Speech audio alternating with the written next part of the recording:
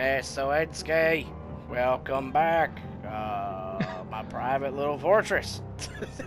I can't even. It's Aside from the occasional esteemed guests such as yourself, of course, and a few wonderful Mexican women responsible for the cleaning duties. Alright. So you don't have an alibi? U-G-L-Y, you ain't got no alibi, you ugly! Hey, you ugly! The look in his eyes screams, why won't you at least pretend to try and get on board with my program, kid? I suppose, but why would that matter? Because I found something that belongs to you on the victim's person. Pardon me? Took the words right out of my very mouth. We're not talking a murder weapon or something of that caliber, of course. No, it was a short list of 4 names, unaffiliated kindred whose services would be useful to anyone interested in toppling the current power balance in NYC. Tamika, Hope, D'Angelo, and Agathon. Excuse me, Miss Lewinsky, but I'm afraid I don't follow that. How is that something that belongs to me? I have it on good authority that it's a short list you've been shopping around to anyone interested here in NYC, be it the Camarilla or the Anarchs. Addison tenses up, and his host is not happy about it. This is just preposterous. I'm calling your bluff right here, miss. No, the bluff is coming right now. Mr. Vanderweyden, if you want to voice concerns about the information I have, how about you voice them to Kaiser, not me? Addison turns to Vanderweyden, clenching his lips and gripping his wheelchair armrest tightly. Ooh! Fuck. For a brief moment, the ever-present smile on Vanderweyden's face goes missing, and the expression that replaces it reminds me of a horrifying void. Like a sneak peek into what's really going on in his soul. He quickly collects himself, but the image is burned into my retinas. I have to think these sorts of unsavory rumors are circulating around me. I should be grateful you let me know. So you're denying it? Of course I'm denying it, categorically. You can bet your life savings on it. I certainly hope it is nothing more than an unfortunate blunder. Et tu, Brute? Come on, Addison. We've known each other for years. Yes, and what about it? I will. Sweet Jesus, Addison. I will get back to you in a second. Any more questions, Miss Lewinsky? Any of the names on the list sound familiar to you? No, I mean yes. That is my long-estranged child on your list. But that's just another reason why I'm flabbergasted. Anyone would consider it mine.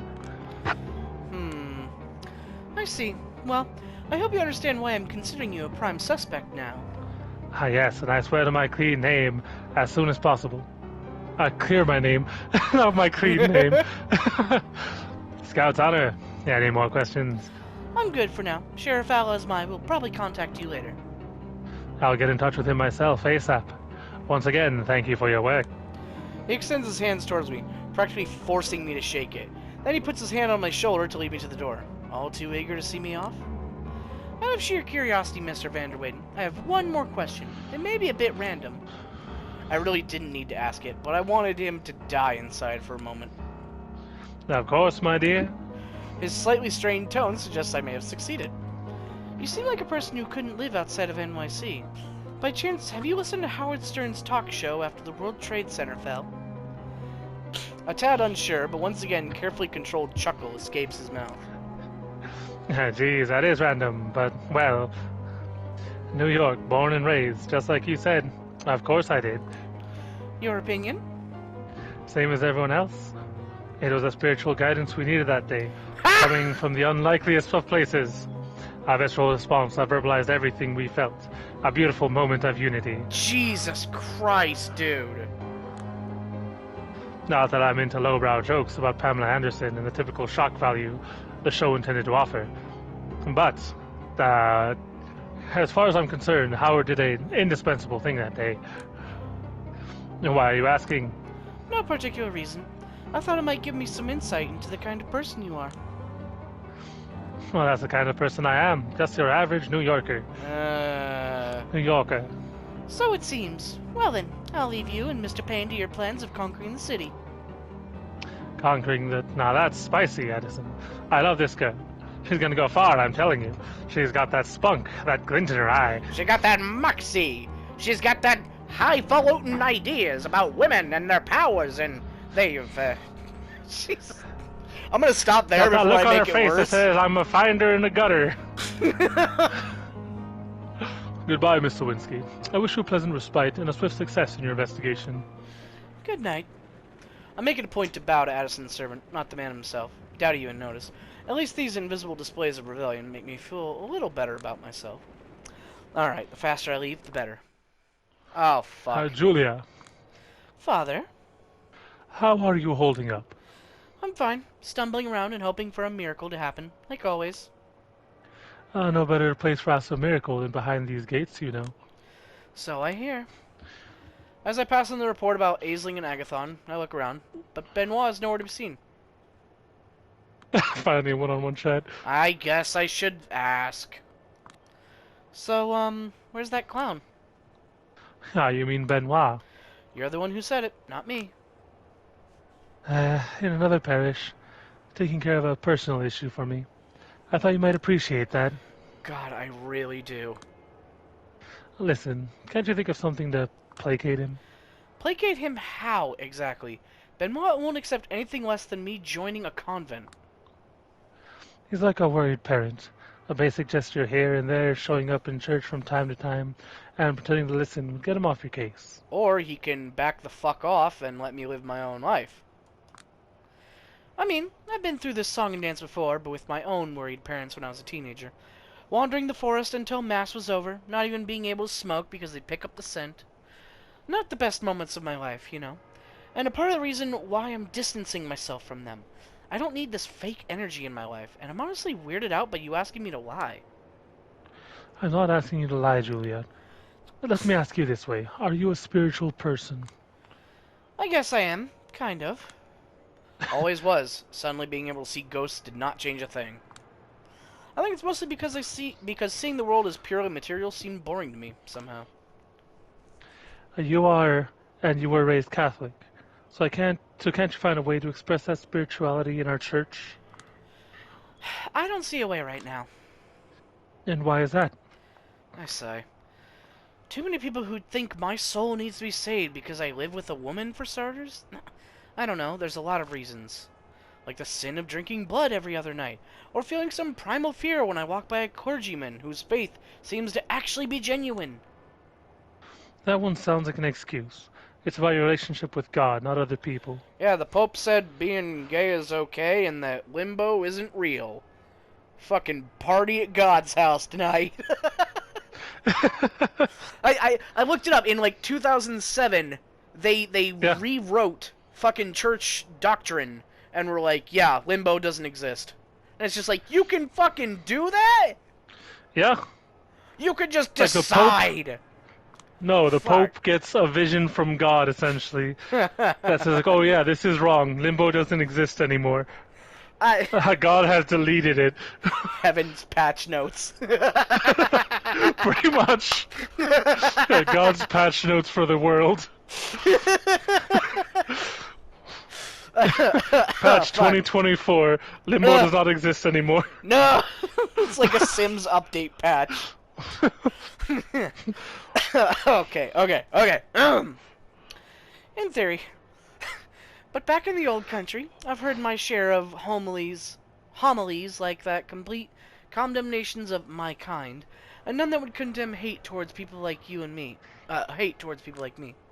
And you know, when church-adjacent people try to stir shit around your very existence every few months, some minimal support would be appreciated. Sorry, all you can count on is silent complicity. No, I get it. I know there's a lot of work to be done and a lot of undeserved hurt going around, but... Listen, I don't even want to talk about it. I fucking hate the tone I use when I talk about it. I sound preacher than those preachers, and my biggest dream is to just not give a shit. But I remember things, like the story about a guy from my hometown. Most macho guy around with a jaw you could sharpen a knife on. He became an actor in Warsaw. Very successful, deservedly so. The capital might not be NYC, but it's still a big city, and big cities go to the head of bumpkins like us. In his case, It resulted in a dream of coming out to his parents.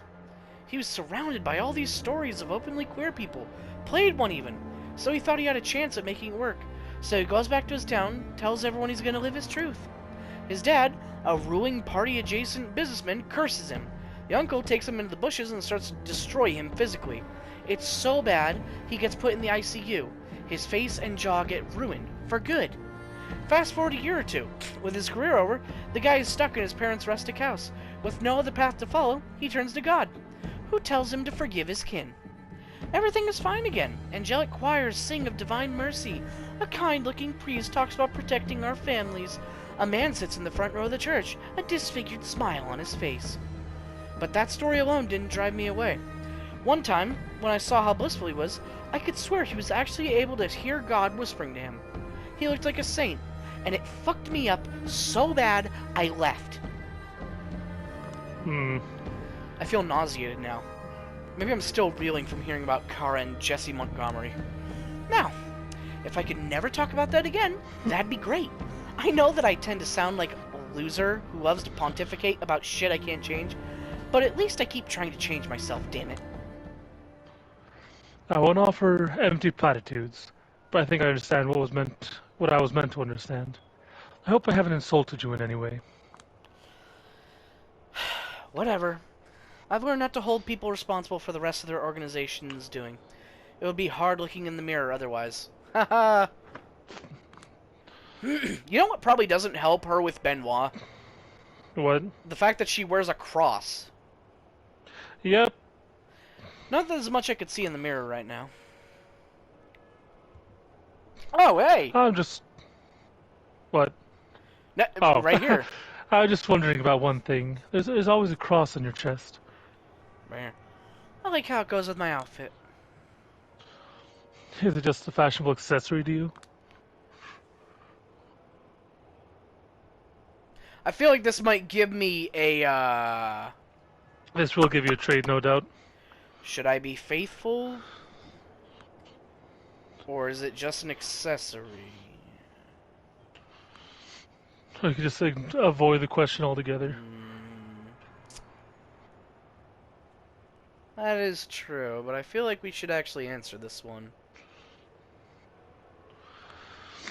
I guess it's not bad having some faith, but blind, utter dedication, can be a little dangerous. It's something more. It's a memento, reminding me of a broken promise. That's all. I won't inquire further. Good. Have a good night, Father. I find her sitting in bed, scrolling through Pinterest on her phone. Goddamn Pinterest, really? Out of everything? Eh. So how are you doing, detective? I fall on the bed, bury my face in the pillows, and scream. That bad, huh? I don't want to tell her about Double Spiral. I still have to figure out how I feel about it. I'm just not cut out for this. Yeah, look, her eyes are green now. They were yellow. Oh, shut up. If you aren't, who is? Sherlock Holmes, Hercule Poirot, Columbo, Mads Mikkelsen's boyfriend from Hannibal, whatever his name was, I don't know. Someone who can actually put two and two together. You can't fool me into believing you're incompetent, you dumbass. I've read your articles. Don't pretend you suddenly forgot how to do your job. I haven't, but I've got no evidence, no witnesses, no promising leads, nothing. I just stumble around assuming things, talking big, bleh. So you're like, I don't know, Jack Nicholson in Chinatown? And he actually solved this case. And then wished he never took it up. Was that supposed to cheer me up? I'm just saying the situation you're in sounds an awful lot like Chinatown. Depraved elites, big plans for the city, blah blah blah. Let him go. It's Chinatown. Yeah, pretty much. Yeah, and that's depressing. It is what it is. I just think you should approach it in a way and look for, or this way, and look for a solution to your problems outside of the box. Not as a mystery, but maybe like a trap to escape. Yeah, maybe. I throw myself onto the bed again and lie there for a bit, staring at the ceiling. Then, I approach Dakota from behind and tug her sleeve to draw her attention. Psst. Hey. Hmm? Put the phone away. Now? Come on, Jules, you can't do this every night. I got my own work, and I need to worry about anemia. You said so yourself. Besides, I was just looking for inspiration. I rub against her clothes with my face like a cat. You're impossible. Have you noticed what's going on in the news? People are going absolutely insane about this virus. Canceling trips and orders and... Wait, Riot what? 2019. Oh, but they had to have made this sooner, so... Like, it released in 2019. What the fuck? As we're talking about like a vampire virus or something. No, this lines up way too conveniently for it to not be COVID. Pretty please. I can't, honey. I have to replenish my stash. Besides, I'm worried about overuse. My brain is working a bit too slow. My balance is off. I was just thinking how I miss meditation. She's giving me clear signals that she just wants an excuse. And even though it would be the responsible thing to do, I know she's insatiable. She's usually the one who takes the initiative. Let's try a final push. I bite her ear and whisper in it. No drugs tonight. Let's do this raw. She throws her hands up in the air. Victory. Jesus, you're greedy these days. Fuck yeah. It's all the cigarettes. Oh, trophy. The symbolic and the... I'm gonna assume symbiotic? Whatever, I don't care. Always have been. Haven't you noticed? Okay, so I'm gonna assume that we got fed. So we don't need to worry about feeding unless that didn't count, maybe? I mean, the thing would appear around the edge of the screen. It might appear next night. Oh, you're up early. Yeah, I told you, I got work to do. A stretch. That's admirable. Reminds me of the one quote you always used to throw around. A lot of people say you can't smoke dope and get drunk when you got kids. And that's not true. You can. But you still gotta get up in the morning. That's being responsible. That's the one. I never understood why it was so hilarious to you. Neither did I. I just accepted the mystery and made it my personal credo. I'm a responsible person. Are you planning to have kids? Not in a million years. By the way, you've got mail. An envelope by the You've door. got mail. It's from Kadir. Inside is a message saying he won't be able to make it tonight, but we'll rendezvous tomorrow and meet D'Angelo. Yeah! He wants me to lay low until then, and to stay in this apartment if possible. That's not going to happen. Apparently, nobody knows where Tamika is. They only know she's in trouble, and he doesn't want me near it. Well, what is it? Kadir has always Kadir has already prepared the next list of chores for me. I swear to God. I thought you were investigating. You know how it is. They never cared how overworked I am. I need to go. It'd be fun to spend some more time together, you know. Dakota, you know this is important to me. I know. But I'd like to know I'm important to you as well. That makes two of us. Just a few more days, I will find the killer, kick his ass, get a promotion, and we'll do something we've never done before. Like what? Watch the sunrise. Good question. I'll think of something. For now, catch up with your work. I need to get going. Fine. Good luck. Stay safe. You know it. This place is weirdly empty tonight. Ah, well. I'll have the usual. I feel there's a big, what are we doing in this relationship talk coming if I don't change my ways. Oof. It's got a Honestly, big... yeah? I mean, I assume the employees here probably like, oh, thank God, an easy order. Yeah. So I'll have the usual coffee. I know, that was my always feeling. It was just like, fine, thank you. Easy order. Not 50 tacos or like 100 burgers or some weird shit. Because that was I the had weird someone thing. once order 300 sausage egg muffins. Ugh. Yeah, that's Like the we shit put I them, don't we get. stacked them all up in a fry box.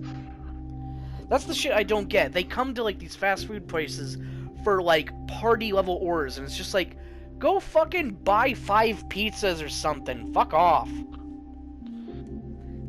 Yeah. Anyway. It's literally just more expensive getting McDonald's than it is cooking something or Yeah. hiring a catering company. Yeah. You know? Honestly, I'm kind of surprised it hasn't already happened. But most of the time, Dakota has seemed happy enough just listening to the stories of my own life. Even if it's all boring and normal to me, it's exotic and engrossing to her. Guess I have that going for me. Oh well. I have no idea what to do tonight, so I'll just do the obvious thing and wing it. These vagabond shoes these vagabond shoes are long and astray right through the heart of it, or however it went. I don't know the rhythm of that song. Anyway, that's all the time for today. Thank you for watching, and we'll see you later. Adios.